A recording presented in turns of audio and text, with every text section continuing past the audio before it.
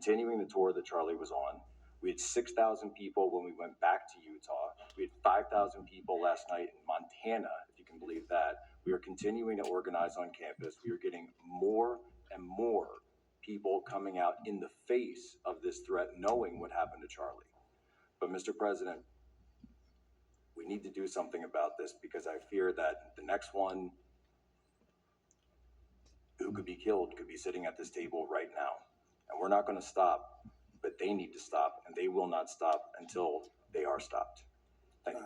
Thank you, Jack. I appreciate it very much. One thing I have to say is that Washington, D.C. was almost as bad. I don't know what could be worse than Portland. You don't even have stores anymore. They don't even put glass up. They put plywood on their windows, but most of the retailers have left. But Washington, D.C. was so bad. And Pam, I'd say it took 12 days to really make it pretty good and a month to make it great. And now people are going out to dinner. The restaurants are booming. They don't have enough seats. They're opening up new restaurants because many of them closed. And people are walking down the street totally safe. A reporter, I'm not sure if she's there. I can't see it. Somebody reported it. She is. She was violently assaulted. And I don't know, she tends to be somewhat liberal, but she wasn't liberal on this one. I appreciated your honesty, but that won't happen again. It won't happen again.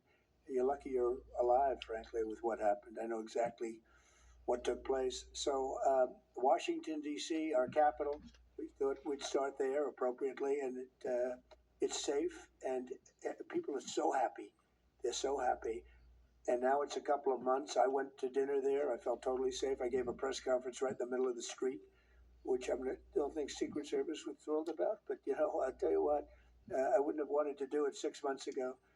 It's incredible what happened. Now we're in Memphis. As you know, we're having a great impact in Memphis. It's been only a week, but it's, Cash, I hear it's been amazing what's happening there just very early.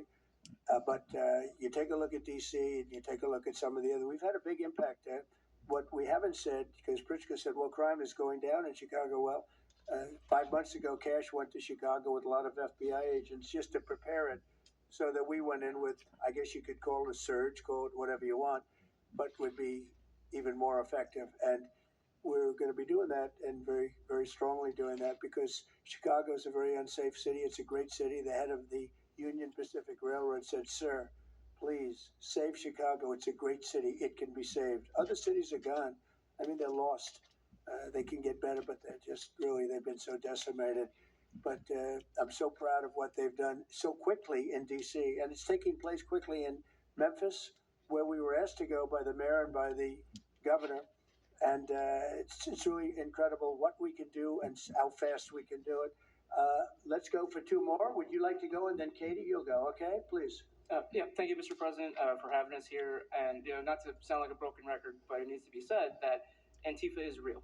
It's real. It's a threat. I just saw them last weekend over in Portland while they're causing mayhem over there. And the reason why there's such a big problem is because we have Democrats and a lot of people in the mainstream media refusing to acknowledge that they even exist, right? So how can we as a country begin to address it if we have large swaths of these people who are supposedly decision makers and people who are supposed to inform? They don't want to say that it exists.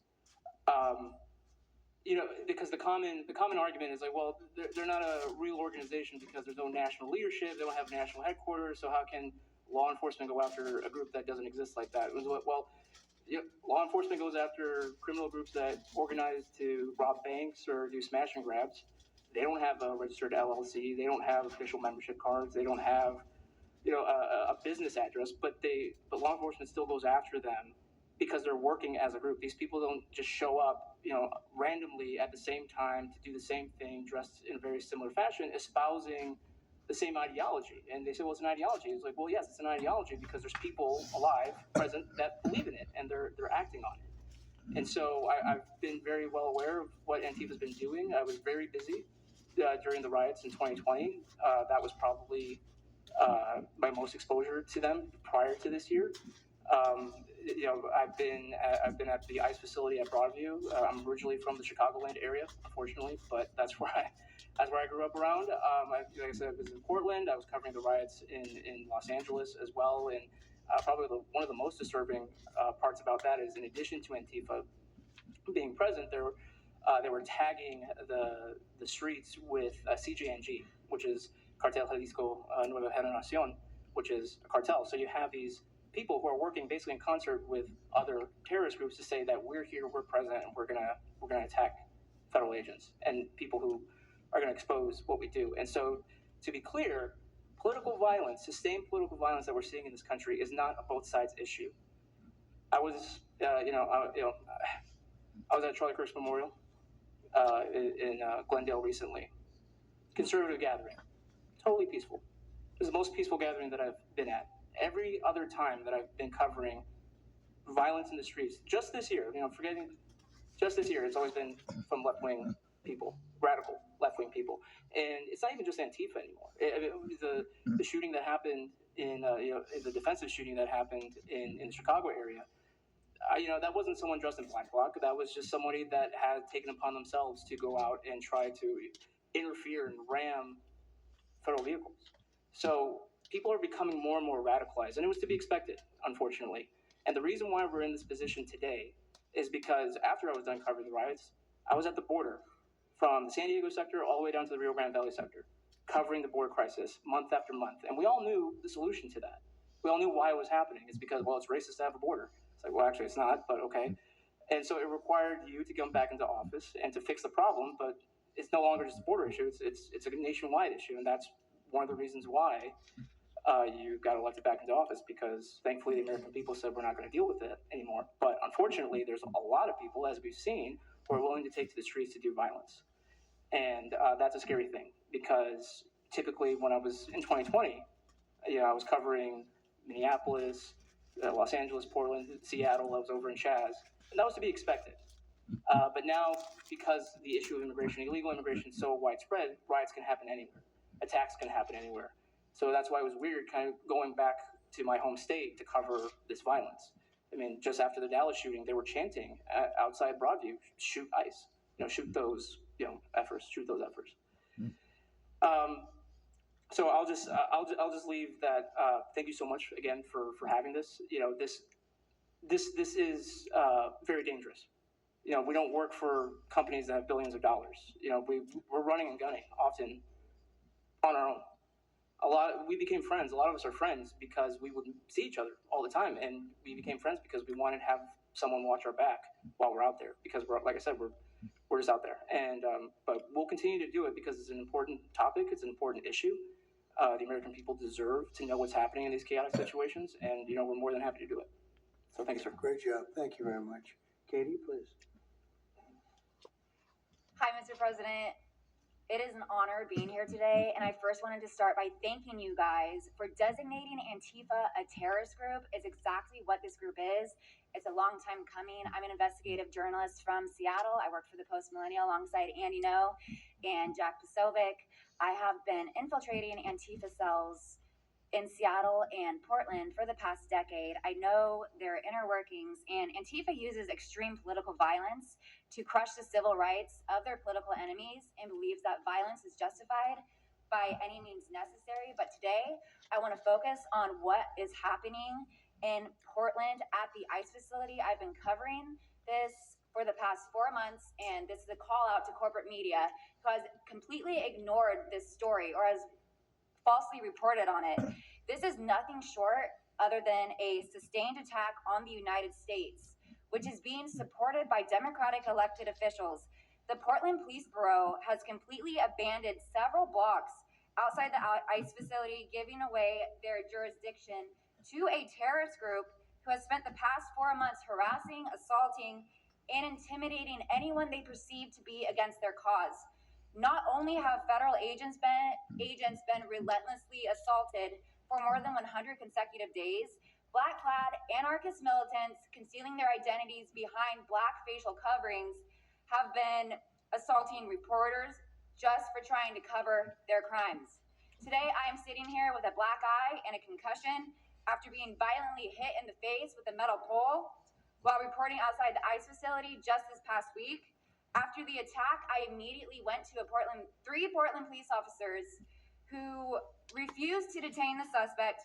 I took the time to chase down the suspect in the streets, had her held for 35 minutes. I was waiting for Portland police to come, and they never came. Then that's what opened my eyes to what this group is actually doing. I watched 20 Antifa militants help my assault suspect escape into an Antifa safe house that is 1 block away from the ICE facility. And this safe house is where Antifa affiliated protesters are conducting paramilitary operations.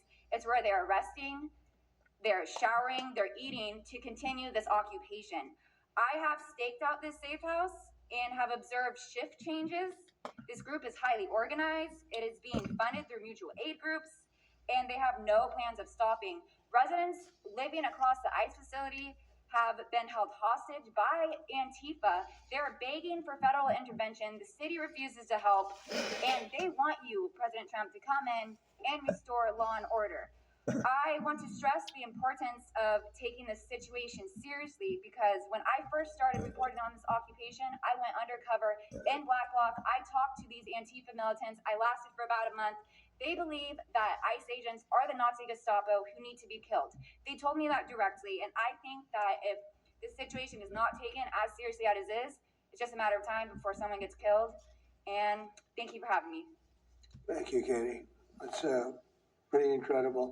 The only question nobody can answer is why. Why are they doing this? They're like insurrectionists. They're terrible people. But you really wonder why. Why are they doing it? What are they gaining other than they're obviously paid? They're paid a lot of money. Go ahead, please. Mr. President, if I can answer that question, the reason why they're doing it is because the same media that's sitting in this room with us has declared all of us at this table Nazis and fascists, and they've been doing this for years. This is why Antifa feels emboldened to attack us. Now, almost every single person at this table has been threatened with a steel bat. We've been assaulted, we've been harassed, we've been threatened, and that is in huge part due to the media. So my message right now is for you guys. Because 2 years ago, back in 2020, by the way, I was censored for my reporting on Antifa here in Washington, D.C. You were talking about how safe it is now, Mr. President. It wasn't so safe back then. Back in 2020, I watched as a father was being mobbed and surrounded by Antifa members as his terrified, crying children looked on, and the police here did nothing. I watched as a woman had her hair violently ripped out of her skull simply for waving an American flag on the streets of Washington, D.C. And by the way, if you guys try to go and find any of this footage, you won't find any of it because Twitter deleted all of it because our president shared my reporting and they deleted my entire account immediately after.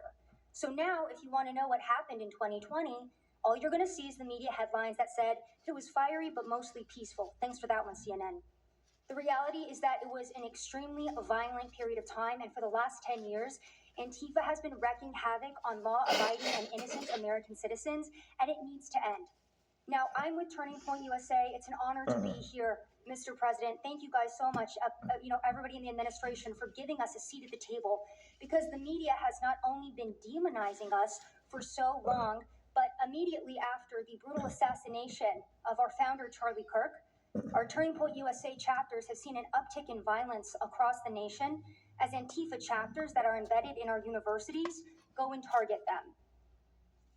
It's been extremely difficult to report on the ground, and for a long time I was afraid to go to Portland because I knew that the only people who would have my back, like Julio said, were one of my friends on the ground because there is no police force there. I was terrified to go because I knew if I got shot or stabbed, and I have been assaulted, I've been mobbed and robbed in Austin, Texas by Antifa, that nobody would come to help me. So my plea to the entire administration, especially to the DOJ, is every single radical left-winger who is in front of the ICE facility in Chicago, in New York, in Portland, please make sure that you use the full force of the law to come after each and every single one of them, because it is us being soft on left-wing violence that has fomented all of the terror that we have seen in this country, and it is the left wing getting away time and time again with assaulting law-abiding American citizens that has led us to this place. So truly, to the Americans that I speak to on the ground, they feel completely abandoned by their state and local government. So please step in. You have Americans begging for the National Guard, and to the media over here, please report on the truth. Please do your jobs. I'm an American citizen. Everybody at this table simply views ourselves as American citizens who have an iPhone and the will to actually tell the truth. So please take your job seriously and tell the truth to the American people. And thank you for letting me be here on behalf of Charlie to continue his legacy of cleaning up the country. Thank you, Mr. President. Thank you very much. Appreciate it. Wow, you feel very strong. And that was President Trump speaking at a roundtable event aiming to clean up Antifa and having speakers talk about their encounters with Antifa, and one gentleman actually having a near-death experience. All right, moving on. The government shutdown enters its 8th day. Joining us now to discuss is